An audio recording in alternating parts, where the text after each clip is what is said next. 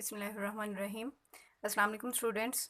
आज हमारा linear algebra का 6 लेक्चर है। तो प्रीवियस लेक्चर में हमने जो डिस्कस किया था वो था हमारे पास एलिमेंट्री रो ऑपरेशन। तो हमने चेक किया था कि एलिमेंट्री रो ऑपरेशन को अप्लाई करते हुए हम किस तरह से सिस्टम ऑफ लीनियर इक्वेशन का सॉल्यूशन फाइंड कर सकते हैं। तो आज हम जो करने जा रहे हैं वो है echelon and reduce echelon form. तो इसके लिए एलिमेंट्री रो ऑपरेशन ही हम अप्लाई करते हैं। सबसे पहले देखते हैं कि एचेलॉन फॉर्म और रेड्यूस एचेलॉन फॉर्म होती क्या है। सबसे पहले हम जो करेंगे वो है echelon and reduced echelon form।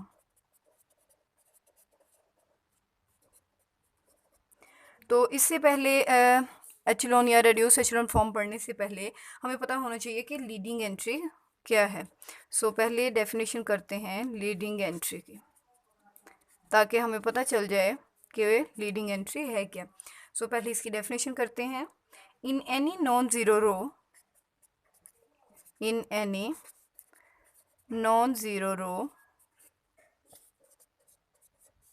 of a matrix, the first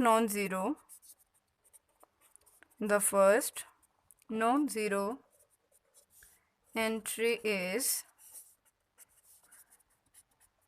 called the leading entry.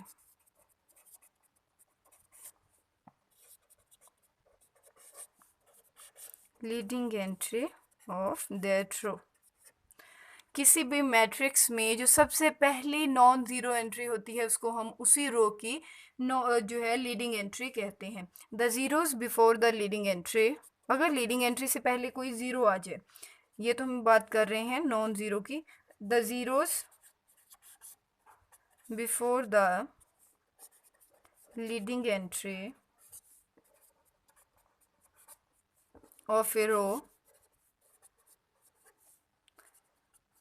are named as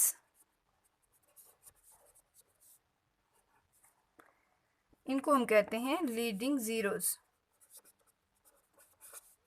leading zeros और ज़ीरो लीडिंग, तो मैं इसको लिखती हूँ zero leading entries of the रो।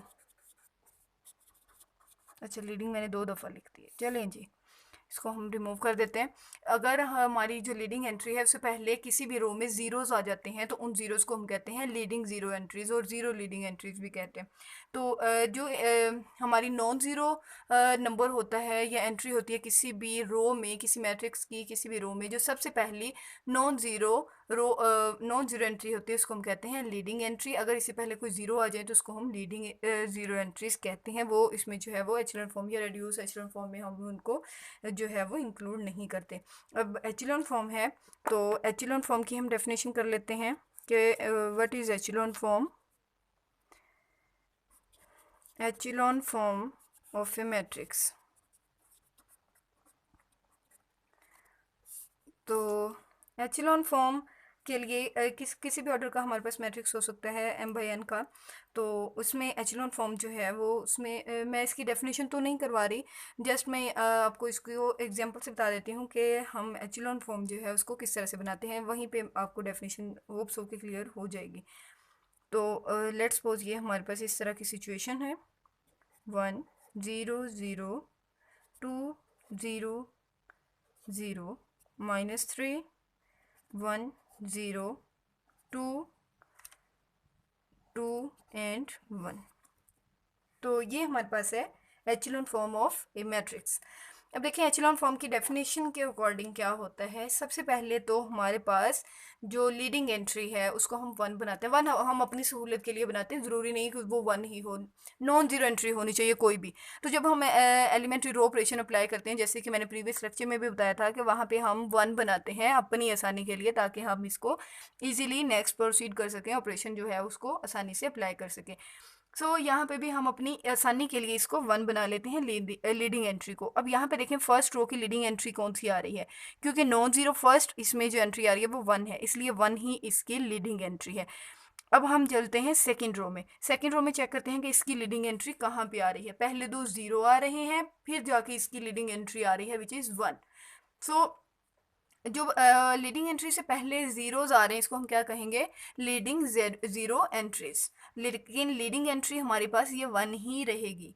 सो जो एचेलॉन फॉर्म की डेफिनेशन है उसके अकॉर्डिंग फर्स्ट ऑफ ऑल तो हमारे पास ये कंडीशन सेटिस्फाई होनी चाहिए कि जो फर्स्ट रो है इसमें जो ज़ीरो ऑफ लीडिंग एंट्री है वो कम होने चाहिए बनिस्बत अगली। जैसे इसमें कोई भी ज़ीरो नहीं था लीडिंग एंट्री से पहले, जबकि इसमें जाके दो हैं। अगर यहाँ पे एक ज़ीरो भी होता तब भी बात ये चलती। इन अदर वर्ड्स हम जो अगर किसी मैट्रिक्स को ट्रायंगुलर फॉर्म में कन्वर्ट कर दें तो उसको हम कहते हैं एचिलॉन फॉर्म। ट्रायंगुलर आपको पता है या तो अबव डायगोनल से अबव इंट्रीज को जीरो बनाते हैं या फिर हम बिलो जीरो बनाते हैं, तो उसको हम कहते हैं एचिलॉन फॉर्म, जैसे कि इसमें हमने बनाई हुई है। तो अब मैं यहाँ पे जो है वो डेफिनेशन लिखती हूँ रेड्यूस्ड एचिलॉन फॉर्म की, ताकि हमें वो भी क्लियर हो जाए कि रेड्यूस्ड एचिलॉन फॉर्म इनफेक्ट है क्या। सो रेड्यूस्ड एचिलॉन फॉर्म, रेड्यूस्ड एचिलॉन फॉर्म, तो जो रेड्यूस्ड एचिलॉन फॉर्म है एज इट इज़, जैसे हम एचिलॉन फॉर्म में ट्रायंगुलर मैट्रिक्स बनाते हैं इसमें हम क्या करते हैं डायगोनल मैट्रिक्स बना देते हैं। लेकिन क्योंकि हमने अपनी आसानी के लिए डायगोनल एंट्रीज को या लीडिंग एंट्रीज को तो हमने अपनी आसानी के लिए 1 बनाया होता है, तो इस वजह से वो हमें आइडेंटिटी मैट्रिक्स की तरह ही नज़र आ रहा होता है। तो इसकी भी मैं एक एग्जांपल लिख देती हूँ। Let's suppose 0 0 and 0, 1 0 0, 0 1 0, 4 2 and 0। तो ये हमारे पास है रेड्यूस्ड एचिलॉन फॉर्म। अब देखें जो फर्स्ट कॉलम है ये पूरा ज़ीरो हो गया, इसलिए ये तो कंसीडर होगा ही नहीं, क्योंकि पूरा ज़ीरो है इसलिए ये कंसीडर नहीं होगा। हमारी लीडिंग एंट्री 1 से स्टार्ट हो रही है। सो इसमें क्या है कि यहाँ पे हमारे पास जो सिचुएशन बनती है रेड्यूस्ड एचिलॉन फॉर्म, उसमें हम क्या करते हैं अबव और बिलो एंट्रीज को ज़ीरो बना देते हैं। अगर मैं इसको कन्वर्ट करूँ तो ये किस में कन्वर्ट हो जाएगा, रेड्यूस एचिलॉन फॉर्म में अगर मैं इसको कन्वर्ट करूँ तो ये बन जाएगा 0 0 एंड 0। अब मैंने कहा था कि बेशक हम इसको लिखें या ना लिखें ये एज इट इज़ है। सो 1 0 0 0 1 0, तो यहाँ पे 1 होना चाहिए था जो कि 1 नहीं है, इसलिए हमें इसको कन्वर्ट करने की ज़रूरत नहीं है। ये ऑलरेडी रेड्यूस्ड एचिलॉन फॉर्म में पड़ा हुआ है, क्योंकि हमारा फर्स्ट कॉलम भी पूरा ज़ीरो है, लास्ट वाली रो भी पूरी ज़ीरो है, इसलिए हमारी जो लीडिंग एंट्रीज हैं वो जस्ट 2 रोज में आ रही हैं जो कि 1 1 है। सो ये रेड्यूस्ड एचिलॉन फॉर्म है। अगर मैं इसकी एक और एग्जांपल लिखूँ, लेट्स सपोज 0 0 1, अगर यहाँ पे कोई और हमारे पास जो है वो इसकी सिचुएशन बन रही होती तो या इस तरह से होता कि ये अगर पूरा ज़ीरो है तो ये ज़ीरो रहता। अगर ये यहाँ पे कोई भी एक नॉन ज़ीरो नंबर आ रहा होता तो हमें ये वाली फॉर्म बनानी पड़ती, तो इसको हम कहते हैं रेड्यूस्ड एचिलॉन फॉर्म। अभी हम जो है वो इसकी एक एग्जांपल कर लेते हैं ताकि हमें क्लियर हो जाए कि इन एक्चुअल अगर हमारे पास एक मैट्रिक्स गिवन है तो हमने उसको एचिलॉन या रेड्यूस एचिलॉन फॉर्म में किस तरह से कन्वर्ट करना है। सो मैं इसकी एक एग्जांपल ले लेती हूँ। reduce following matrix, reduce following matrix into echelon form. हम दोनों में इसको कन्वर्ट कर लेते हैं एचिलॉन में भी और रेड्यूस एचिलॉन फॉर्म में भी, ताकि हमें दोनों की ही समझ आ जाए। तो मैट्रिक्स हमारे पास गिवन है 2 1 3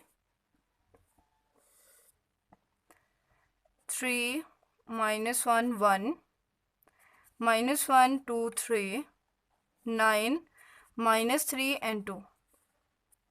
तो अब हम इसका सोल्यूशन करते हैं। अब यहाँ पे देखें सबसे पहले हमने क्या करना है, फर्स्ट रो में लीडिंग एंट्री को चूज़ करना है। सो फर्स्ट रो में लीडिंग एंट्री क्या आ रही है 2। मैंने कहा था हम इस पे row operation elementary row operation apply करेंगे और इसको कन्वर्ट करेंगे एचिलॉन में या रेड्यूस एचिलॉन फॉर्म में।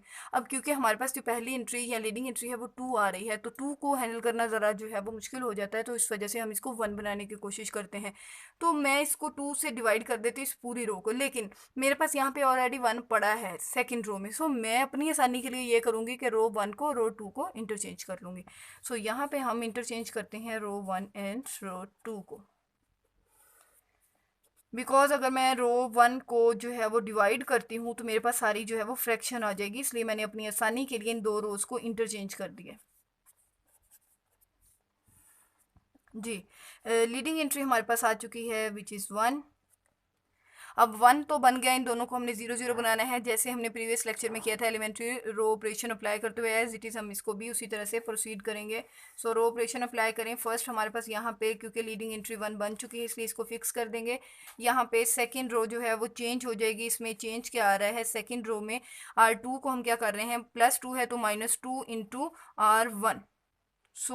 अब मैं इसका ऑपरेशन नहीं लिख रही, आपने इसको खुद से फाइंड करके देखना है कि क्या इसका यही बन रहा है जो मैं यहाँ पे इसकी एंट्रीज को लिख रही हूँ।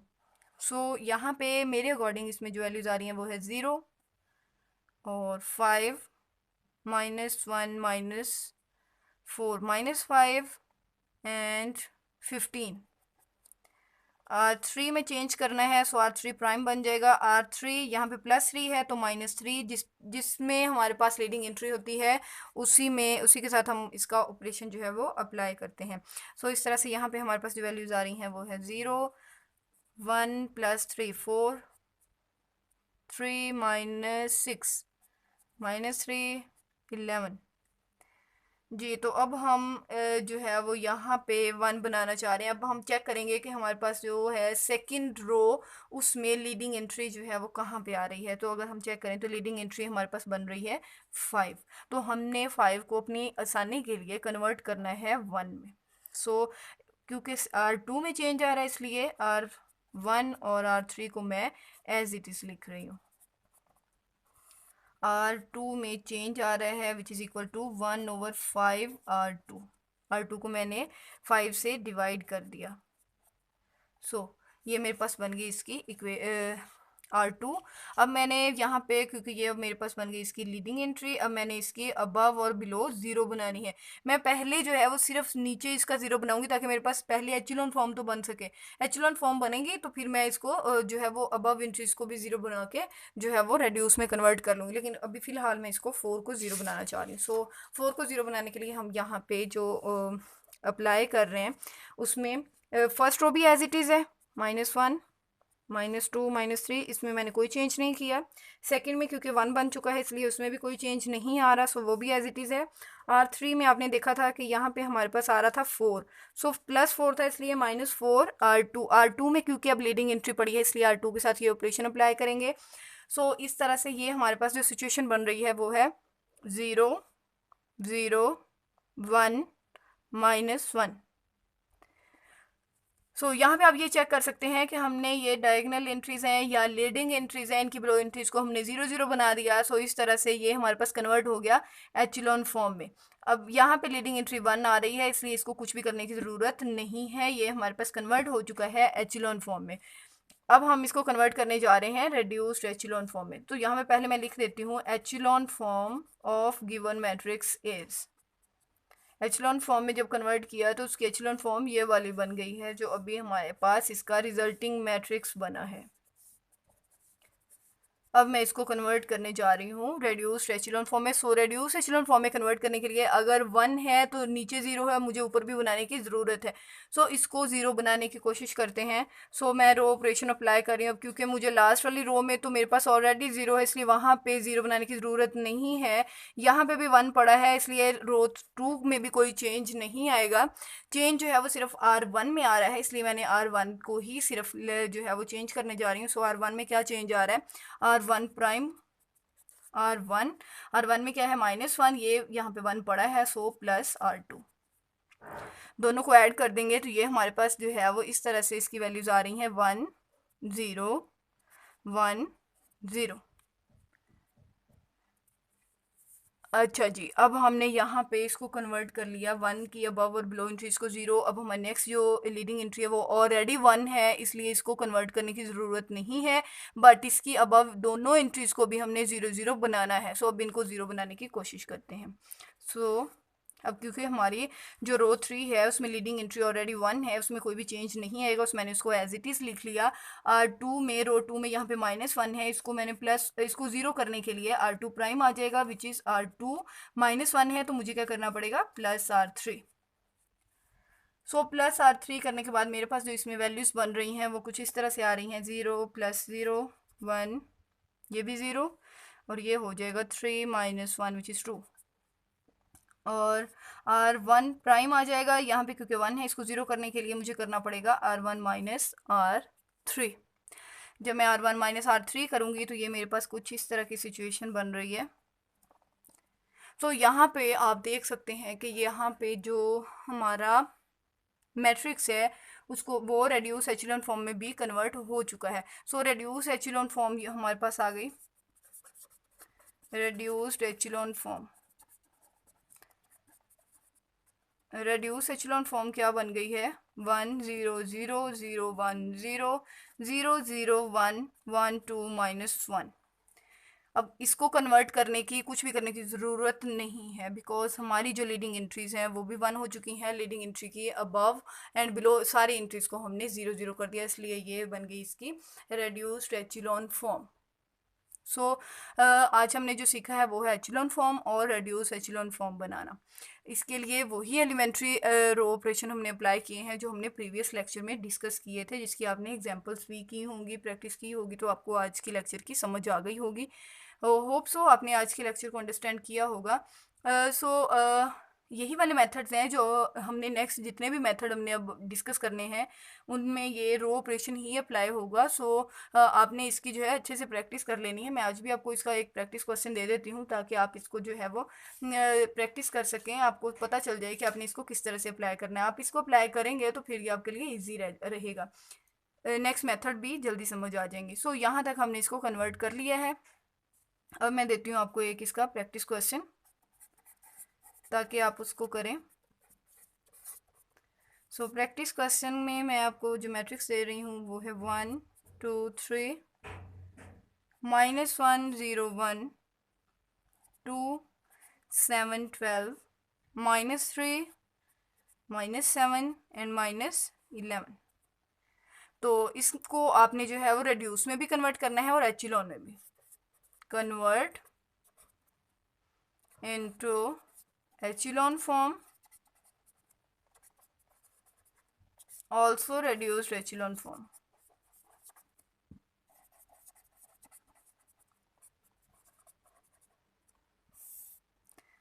अगर आप इसकी प्रैक्टिस कर लेते हैं, ये मेथड आपके फिंगर टिप्स पे होता है एलिमेंट्री रो ऑपरेशन, तो आपको नेक्स्ट वाले जो जितने भी हम इसके मेथड्स करेंगे लीनियर इक्वेशन को, सिस्टम ऑफ लीनियर इक्वेशन को सॉल्व करने के लिए, वो आप बहुत आसानी से और बहुत जल्दी उसको समझ जाएंगे।